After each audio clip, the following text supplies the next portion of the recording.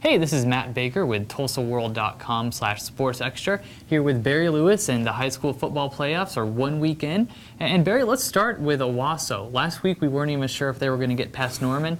Now here they are. They got a good chance at the state semifinals. They certainly do. It's a great opportunity for Owasso, and if they can make the semifinals, it'll only be the second time since, I believe, 1982. So it's a great opportunity for them. They have a lot of momentum coming off the victory over Norman. Hopefully they aren't too spent, because that had to be an exhausting game.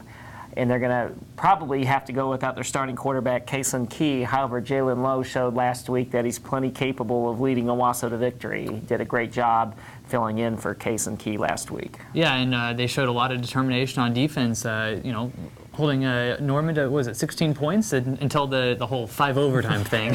Sort of skews everything. Yeah. And holding Donovan Roberts, I say holding, but holding him to 187 yards on 51 carries was certainly an outstanding effort. Staying in 6A, let's talk about another defensive performance, Broken Arrow.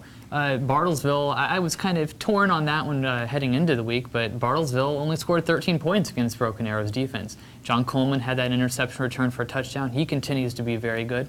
And don't forget, the Tigers held Jinx to 23 a couple weeks ago. So this BA defense is really coming on strong right at the right time. I didn't think anyone could shut out Bartlesville for 3 quarters like Broken Arrow did on Friday. So that's big at this time of the season. Defense can win championships, and defense and little offense, and don't turn the ball over. Those are the keys. Right.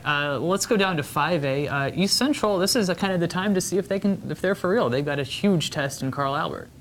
Yes, and East Central, I think this is East Central's best team since their state championship team in 2005. It's going to be, as you said, a huge test against Carl Albert. East Central lost a heartbreaker in the quarterfinals last year. I think they'll win a thriller this week, though. I can see that. Jumping down to 4A, to me, the marquee matchup is Glenpool and Wagner. Wagner's been one of the top teams all year. They still haven't lost. Nick Cody, to me, has been very impressive at linebacker, and Kevin Peterson had that huge game the other day. But Glenpool, don't count them out either. Isaac Masalera has been banged up a little bit. Is coming on strong here at the end of the season. And Alton Atkins, a guy we've talked about a couple times. He had another tremendous game the other night. Seems like every week Alton Atkins is a Player of the Week nominee. What a fantastic season he's having. Wagner, this might be Wagner's toughest test in the playoffs. Coming in the quarterfinals, that can often happen the way the bracketing goes. So it's going to be a very difficult game for Wagner, although I think in the end the Bulldogs will prevail. Let's go down to 3A. A couple kind of interesting notes, and it starts with Metro Christian, 14 points in the fourth quarter for that one. Yes, what a comeback for Metro, which had lost 3 heartbreakers this year when they had come back with late touchdowns, only to see the game slip away. Andrew Herron, outstanding season at quarterback for Metro with 40 touchdown passes. He has a chance to set a state record for touchdown passes in a season.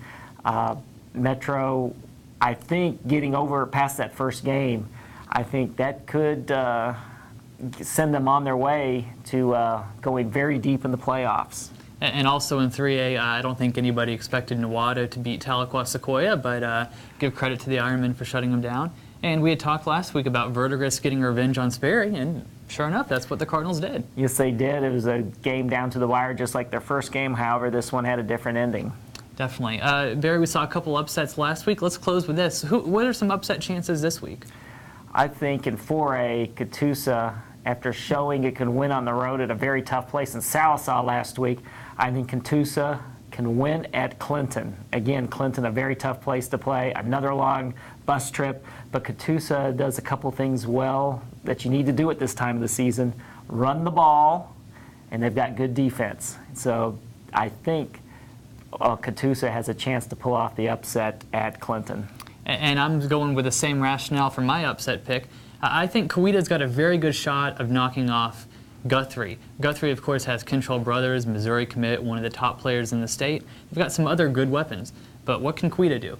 It can run the ball. Clint Keel was very impressive when I saw him a couple weeks ago against East Central.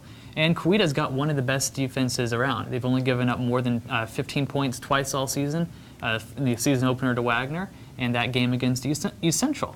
So you put that together, they can run the ball, and they've got a good defense. I think the Tigers have a good shot of upsetting Guthrie. And if Coweta could pull off the upset, what another great chapter it'd be to an amazing turnaround season. Last year, Coweta was 2-8.